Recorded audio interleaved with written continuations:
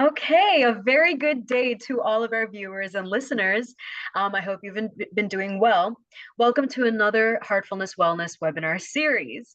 Today, the topic we're going to be covering is World Meditation Day, Shaping the Future of Holistic Health. Now, as you know, Heartfulness Meditation, we are big on meditation. But today we're going to talk about why. We're going to talk about the benefits. We're going to talk about some of the myths people have around meditation and how to actually get started with meditating. And I have the honor of interviewing Dr. Jairam Thimmapuram today, who is going to be our speaker. I'm going to take a moment to introduce him and welcome him to our webinar. Dr. Jairam Thimmapuram is an academic hospitalist in internal medicine at Wellspan York Hospital. He has a special interest in research and has several articles published in medical journals. And ladies and gentlemen, they are good ones. So I'd recommend you all take a look at them. He is a recipient of Gold Humanism Award, Outstanding Teacher of the Year, and Resident of the Year awards. He has completed research projects on heartfulness meditation and its effect in lowering stress levels and burnout and improving sleep. We're going to talk a little bit more about this today in our webinar, so stay tuned. He is also a TEDx speaker. How cool is that? Welcome, Dr. Jairam. We're so honored that you're here with us today. And I'm so excited to get started and talk more about meditation with you. How are you doing? I'm doing very well, Kalpana, and thank you so much for having me. Yeah. Oh, awesome. Absolutely. So let's get straight into it. How would you help us understand what meditation is? And according to you, what are some of the emotional, physical, and spiritual benefits of meditation? That's a great question to begin with. It's the fundamental question, right? And first of all, I'm also very happy to know that the World Meditation Day has been now announced, and I feel it's very important the way everyone is going through the stresses and strains and the anxieties of life, and trying to see if there is something that can help each and every individual, right? So, coming to the question of what meditation is, uh, if we look at the dictionary, the word meditation, it says to think about something continuously, right? But if we actually look at the word meditation, it comes from uh, the word dhyana, and that's the origin of the meditative practices. But dhyana is a little different to what is described in the Oxford Dictionary, and it has a profound meaning, and that includes the highest wisdom and the vehicle or a journey to get into that state. So, if we look at the highest definition of it, this is what it is. And there are other ways of looking at it too. For example, there are some ways of looking at the word meditation, mudita, for instance. The word mudita comes from the meaning of joy, tapping into the inner joy within oneself. And there are other ways of looking at meditation where we transcend this world of thinking, this thinking sphere, and move on into a zone where we feel that inner state. So it's no longer um, is about thinking, it is about going beyond thinking. So that's one of the ways in which we can look at meditation. And in the ordinary usage, premeditated uh, is something that we often use, right? The term premeditated. You have thought about it and you have executed it. So, anyone who is constantly thinking about something, you can say they are meditating on that. But when it comes to the actual sphere of meditation, it is about resting our attention on the highest that a human mind can conceive. If we can divert our attention towards that, then you give a direction towards something refined within yourself, something subtle within yourself. And in heartfulness meditative practices, we rest our attention on the highest that we can conceive of, and let that highest be a source of light within your own heart. And it is not about focused attention, it's a very gentle, resting attention there with an idea that we are trying to perceive what it is. And we don't rack our brains, we gently settle there. And when we do that, slowly we begin to see that the system settles down. When the system settles down, when we feel relaxed, we begin to experience an inner state that is calmer, that is peaceful, that is settled. And as one continues to carry that restful inner state for longer and longer periods, it has its own benefits that trickle. And that benefits can trickle over into our physical sphere, it can trickle over into our mental sphere, it can trickle over into our emotional sphere. And I believe it all stems from the inner human spirit. And these, I feel, are the spiritual benefits. The physical benefits is something that we can study and prove. Mental benefits we can study and prove. The emotional benefits we can study and see what changes we see on the emotional side. And as a researcher, as a clinician, and as someone who's passionate about heartfulness meditative practices, this is what we have studied. And the physical benefits, we have seen an improvement in heart rate variability, for instance, right? Something that is good for the heart. And there are some researchers who have studied the blood pressure where it has shown a favorable effect, right? And we also looked at some of the benefits at a hormonal level, DHEAS, and those hormonal changes have been favorable. Cortisol level changes have been favorable. We looked at the gene expression profile, and those changes have been favorable, right? And these are something that we can measure at a physical level. At an emotional and mental level, we saw the stresses and anxieties that we all go through have been significantly decreased with the practices of heartfulness. The spiritual benefits are very difficult to to identify because they're very subtle. And some of our colleagues have designed a scale called the consciousness scale, which almost reflects the degree to which an individual is refined from a spiritual point of view. And the scale shows that as one continues to practice heartfulness meditation, any spiritual practice, there is a shift in their perception of life, in their experience of life. And that experience and perception is very subtle, but it can be captured through some of these scales that are used.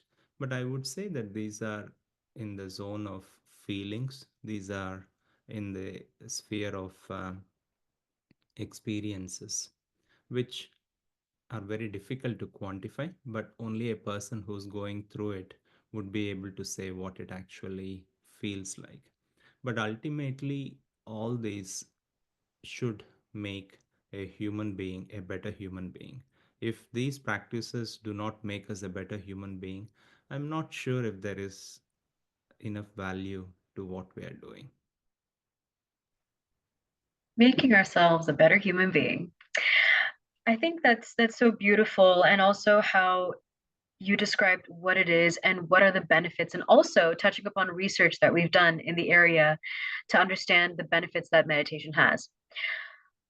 Spiritual benefits, I mean, like you rightly said, it does get more complicated and more nuanced to kind of measure that in a quantifiable way, especially because spiritual parameters are known to transcend just the human experience.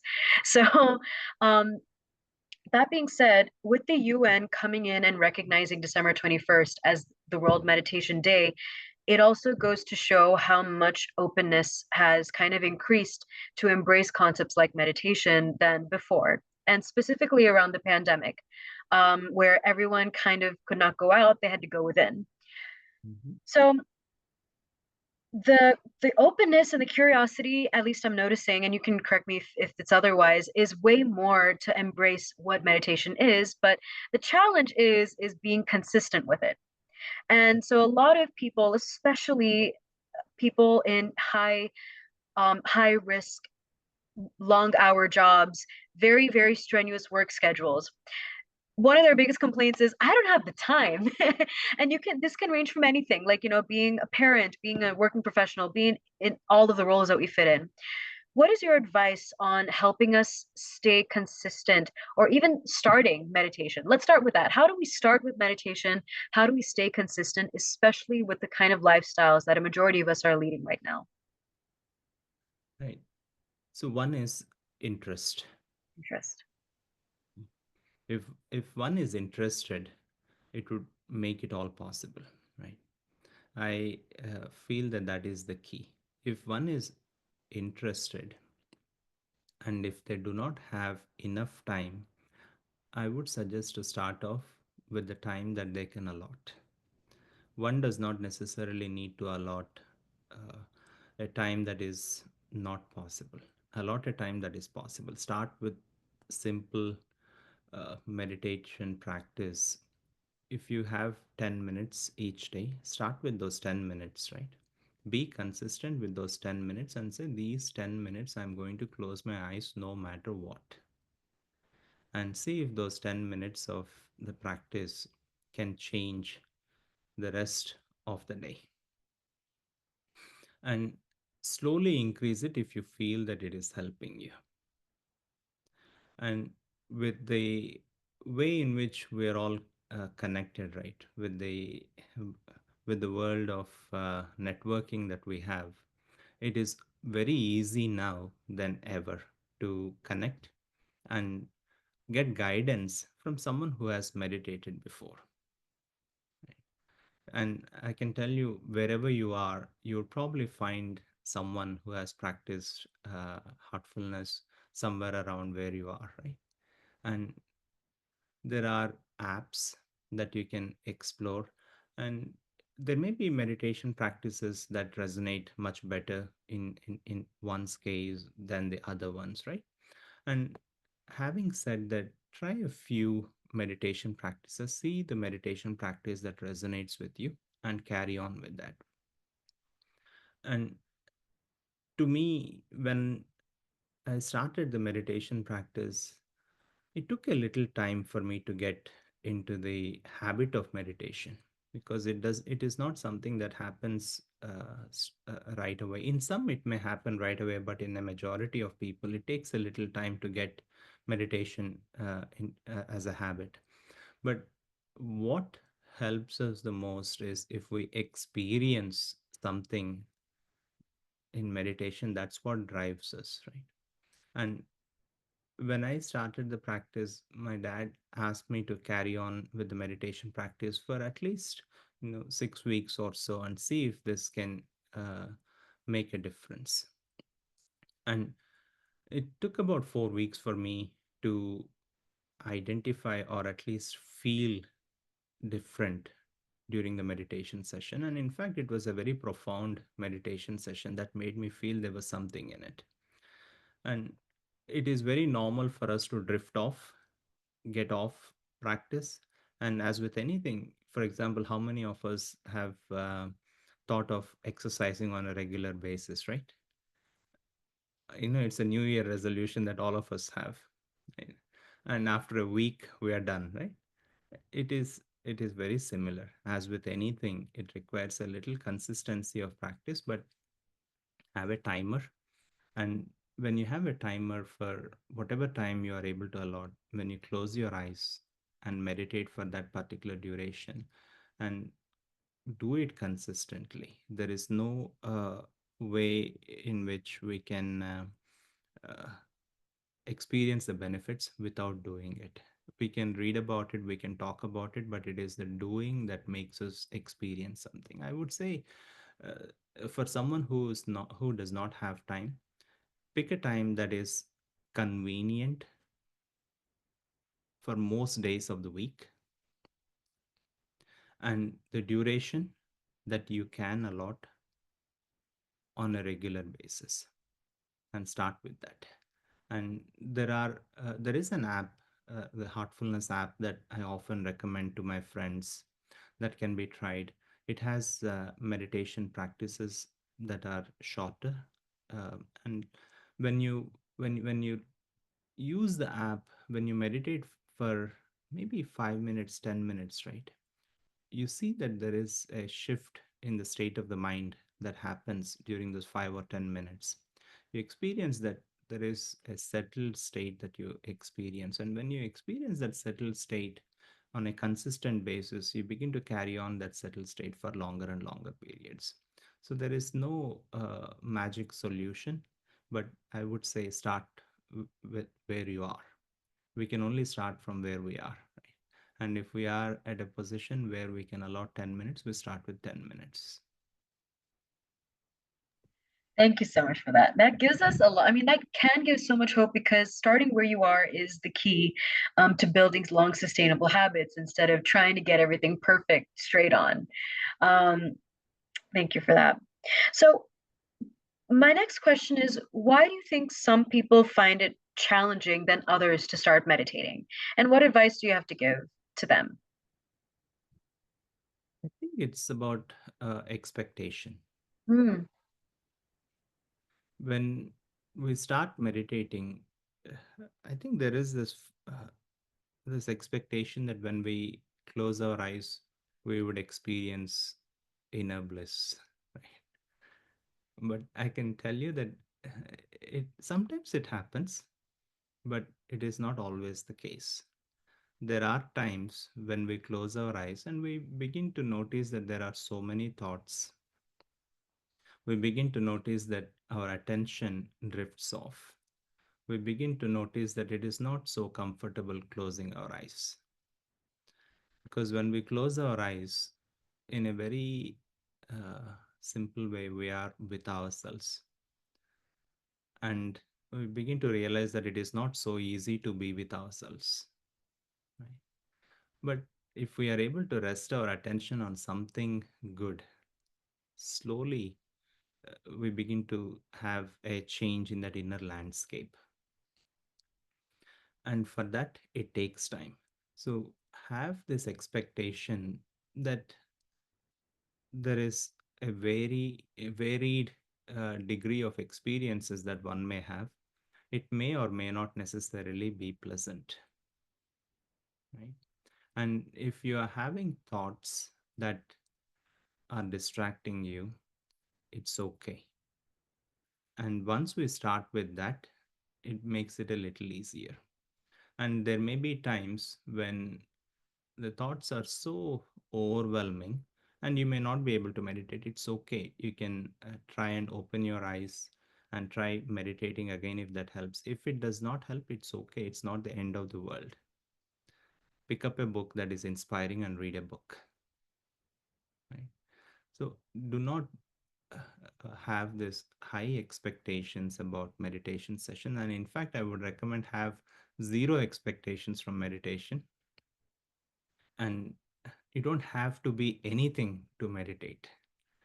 You know, one of the very beautiful descriptions that I heard is when a river is flowing and it goes and merges with the ocean, it carries everything with it.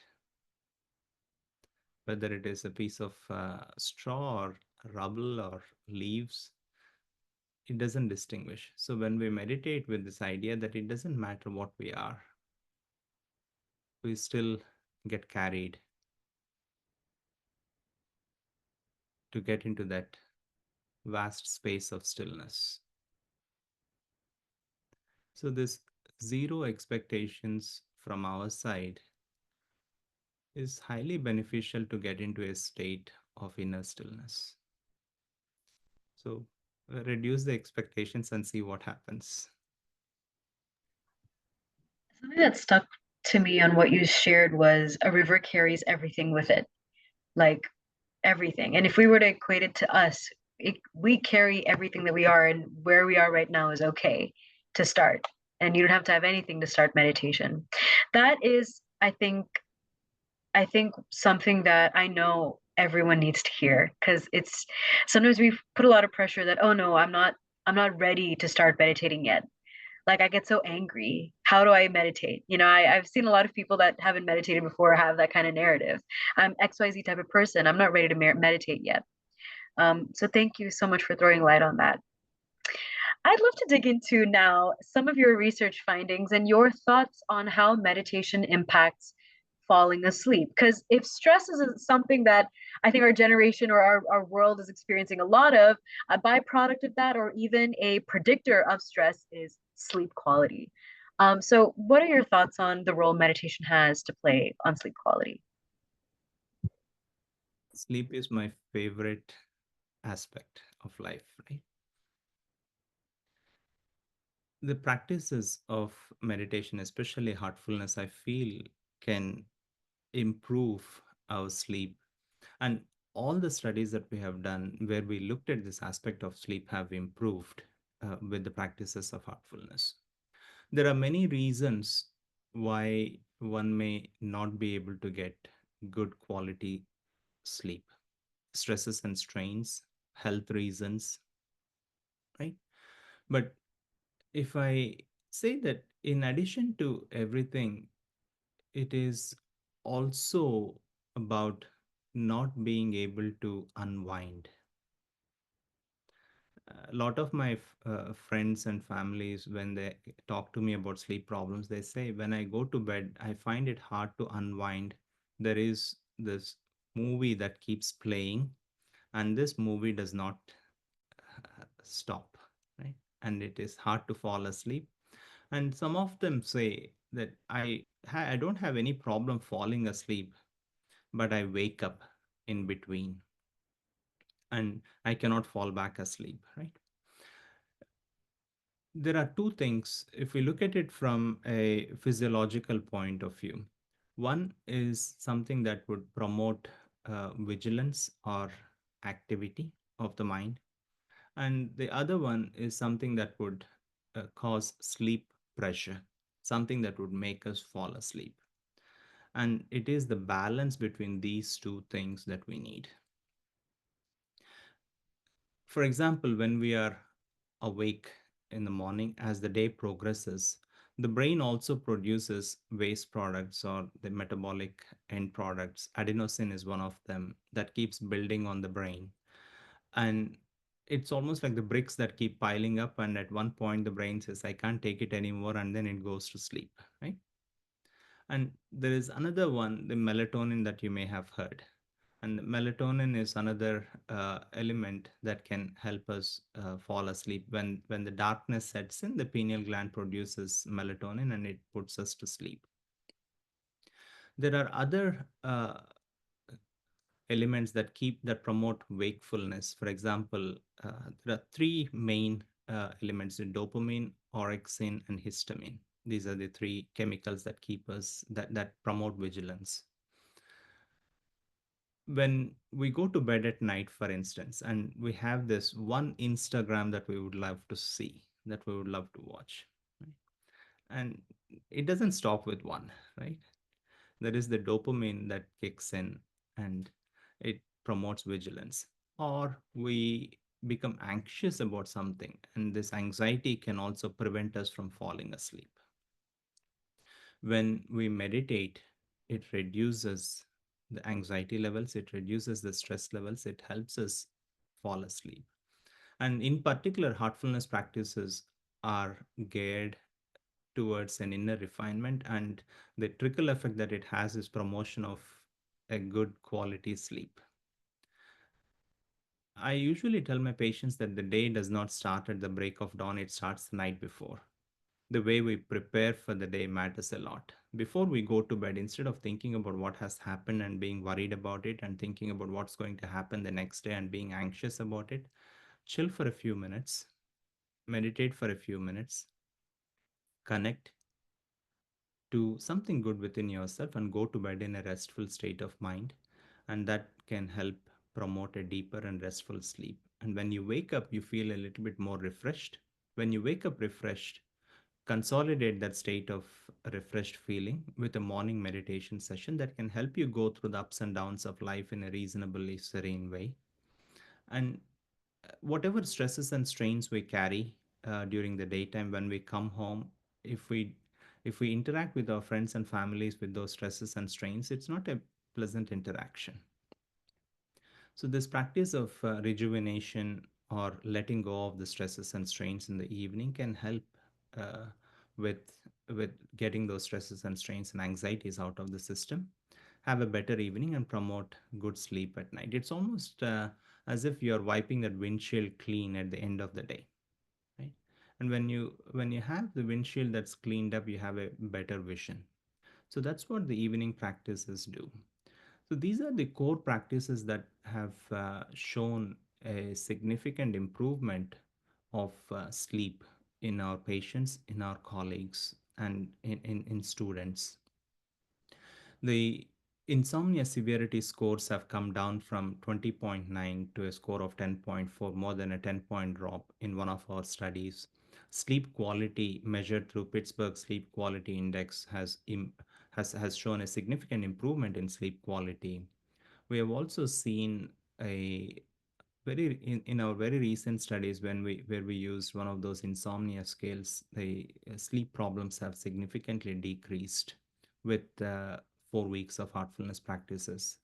And we also saw that it promoted uh, sleep and led by showing that these practices actually make us sleep faster. Our resident physicians, they took close to around 15 minutes to fall asleep when they practiced heartfulness. When they did not, it took about 21 minutes for them to fall asleep. And the quality of sleep and the restfulness has improved significantly with these practices. And sometimes, we wake up in the middle of the night and we don't know what woke us up and we can't fall asleep, right? During the daytime, there are many emotional files that we go through. And some of these emotional files, we process them, and some of them we do not process them. And these unprocessed emotional files are still there within, right? And when we go to bed, when we sleep at night, it is as if there is an office assistant within. And that office assistant goes through all these files and say, you have processed this file, you have processed this file. By the way, I see this file that is not processed. What do you want to do with it? We wake up and we can't fall back asleep, right? And the evening practice of rejuvenation or letting go of the stresses and strains can help. But another practice before going to bed, acknowledging the day's events, knowing that these are the areas that we have worked, and these are the areas that we have yet to work, and resolving that we are going to work on them and become a better version of our own selves, somehow sends a signal to this office assistant. And now the office assistant says, this guy knows he already messed up, let him have a good night's sleep, right? So it's important to go through our day in a conscious way and be aware of the areas that we need to work on, acknowledge them. And that's going to help us not only get a good night's sleep, but also help us to become a better version of our own selves. So these are some of the studies that we have done, and this is some. This is one way of looking at how sleep works and how the practices of heartfulness work. But having said that, I would always say that meditation practices are not a replacement for a guidance or support from a clinical uh, team or medical. It's not an alternative for medical care. It is something that can help us. But if you are having significant sleep problems, I would suggest getting medical advice and making sure that there is nothing medical going on before we jump on to this idea that meditation is going to fix everything. Absolutely. So my I know we touched upon some of the research projects that have happened to kind of elucidate the benefits of meditation, but is there any one particular or few studies that you want to kind of throw light on and discuss more with us today? So A very recent study that we published. Um, it is on gene expression profile, and I briefly touched about the dehydroepiandrosterone sulfate (DHEAS). It's a hormone that is considered to be anti-cortisol hormone, or fountain of youth hormone is another way of looking at it. It was a randomized control study that we conducted to evaluate the effects of heartfulness on mental well-being. We had uh, students where we measured their DASS scores, or depression, anxiety, stress scores, and we also measured their stress scores using PSS, or perceived stress scale. And we also measured interleukin 6 levels, which is an inflammatory marker. And with 12 weeks of heartfulness practices, we found some very interesting results. We had one group that went through 12 weeks of heartfulness practice, and the other group carried on as usual. The group that went through 12 weeks of heartfulness practices have shown a significant reduction in the depression, anxiety, stress scores and the PSS scores. We also saw a significant increase in the DHEAS levels in the group that practiced heartfulness meditation. The interleukin 6 levels have shown changes in both the groups. But when we looked at the gene expression profile, some of the pathways that we found altered were very interesting. uh, we saw that close to around 875 genes were upregulated and 1539 genes were downregulated with the practices of heartfulness for 12 weeks. And the pathways point to the fact that the detoxification process is upregulated. The the, the other processes that were upregulated included the stability of the blood brain barrier. And we also saw that there was the pathways that were related to the neurotoxins that can be removed, they were also upregulated. Some of the genes that were downregulated were related to, for example, depression. uh, there's a gene called MAOA gene, and if you look at some of the antidepressants, they target that receptor, right? And these genes were found to be downregulated with the practices of heartfulness. And it's interesting to see that it is not just about starting the practice, it is about being consistent with the practice that made this difference. And the genes that were related to anxiety, they were downregulated too. And to me, some of the inflammatory processes that were downregulated were interesting. IL-17 was downregulated. And all these point to the fact that these practices not only have a positive effect on subjective well-being, but they can also have a positive effect on parameters that we can measure. So this is one study that we very recently published that gave some insights into how these practices can work at a deeper level.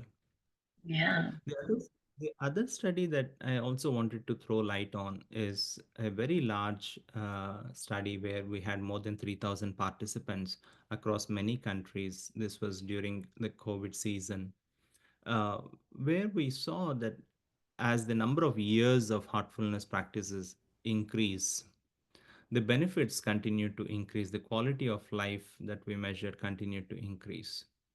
So I feel that it is not only a short-term benefit that we see with these practices, but as we continue to practice, where we continue to practice for maybe decades, we continue to see that it continues to help us.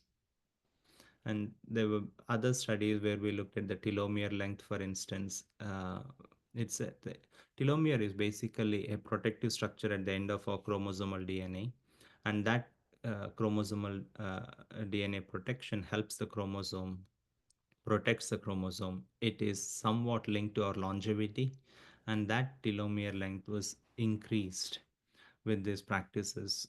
In our study, it was in the younger population, and in another study, we found it in all the subjects. So uh, it's a very interesting topic of researching the benefits of meditation, and I'm happy that we are seeing these effects to see if it can be utilized by a vast majority of friends, family members, humanity in general, and see if it can help them in their own lives. Absolutely. That was so, so awesome, especially the study on epigenetics and the impact that um, that meditation can have on DNA and as well as on a hormonal level, but also in strengthening the blood-brain barrier, which helps in cleansing the brain and making sure that all the toxins that are in within are kind of removed. So that is very, very awesome to kind of look at that this is not just it is it is fundamentally a very spiritual traditional practice that is being adapted to current generations. It's not only profound in that sense, but it's also very profound in the physical sense as well. So that has been thank you so much for walking us through that. And again, to our listeners and our viewers, if you want to know more about heartfulness research, it's very easy to just go on Google Scholar and type in heartfulness meditation, and you'll find a lot of papers and a lot of research that's been done in the area, many of which would be by Dr. Thimmapuram himself, I mean, as an author or co-author. So please do check this out. It's really, really awesome. So my next question is, what is, according to you, a myth, one of the biggest myths that people tend to have about meditation? And feel free to debunk that as well. So, one of the myths about meditation is that it is for those who don't have anything good to do in life. Right? It is, for those who uh, have problems, meditation is for them, right? Which is not the case. And meditation is for those who are losers in life. It's not. And if we look at it the other way, meditation is for those who really want to move further and deeper into their own lives, understand their own lives, and understand the aspects that are far more subtler within themselves. And the second thing that we talked about is meditation. The moment one meditates, it's going to create a beautiful experience. These are the two big things that I would say are the myths. Meditation, as with anything, is a practice that can help us become a better version of ourselves. And it is a very simple practice. And if we keep it simple, it works. If we try to complicate it, it does not work. And that is the most important aspect of meditation. Keep it absolutely simple and be open and receptive when we meditate. This openness and receptiveness are the key, and having no expectations when we meditate is important. We do, and we wait, and we accept whatever happens during meditation session. And as a very neutral uh, witness, we notice whatever is going on within. And it's almost as if when we are traveling, we just witness what we are seeing on in the scenery. And the sceneries keep changing, and we cannot have any expectation that this is the scenery that we should be seeing next, because we have not traveled in the direction before. Whatever comes, we Yeah. see it and we make a note of it. That's all. Oh, that was awesome. Thank you so much. My last question is, why, and this is more on like just understanding how we've been taught to kind of do heartfulness meditation, right? And the biggest thing that is encouraged is to practice maintaining a journal to document your experiences.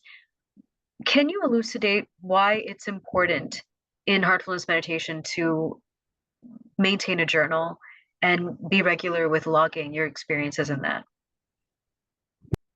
Journaling has been studied, and it's very helpful in one's inner journey.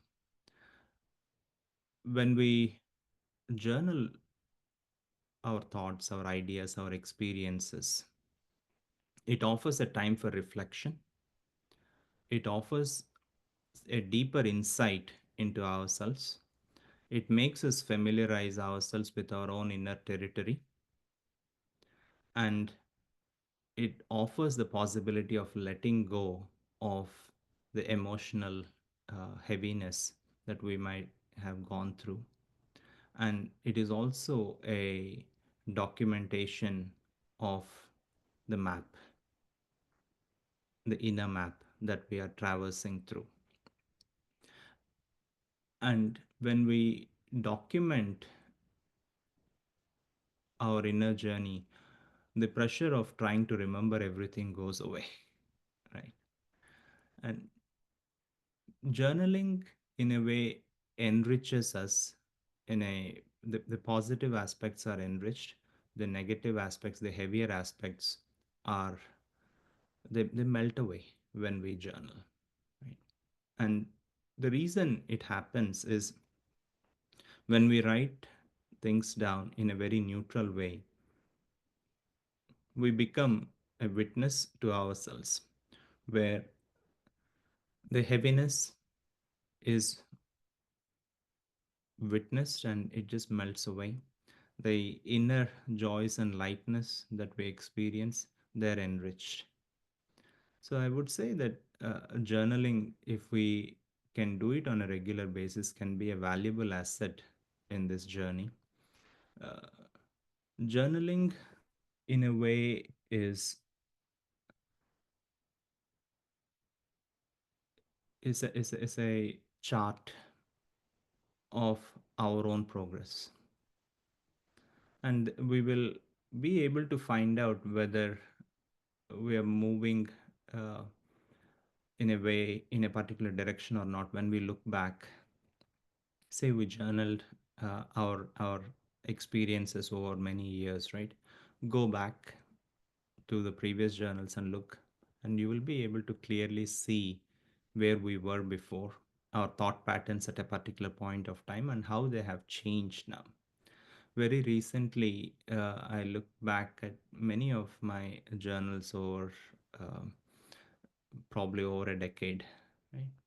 And I see that though the ideas were similar, the clarity is much more. What was once a an idea or a thought is now an experience. So this is something that I feel journaling can help us with. Enrich your interior with journaling, and let go of the heaviness through journaling. And it also offers the time to pause. People who journal, they learn this valuable tool of pausing, which is a very essential tool in our day-to-day life. If you learn to pause, it can help us in any situations. Often when we interact with people and when we lose it, right, it's only because we have lost this ability to pause. Learn to reflect, gain more insights into your own inner terrain through journaling. And when you are familiar with that, with your own aspects, you begin to handle yourself much better. We are strangers to ourselves. Through journaling, we familiarize ourselves.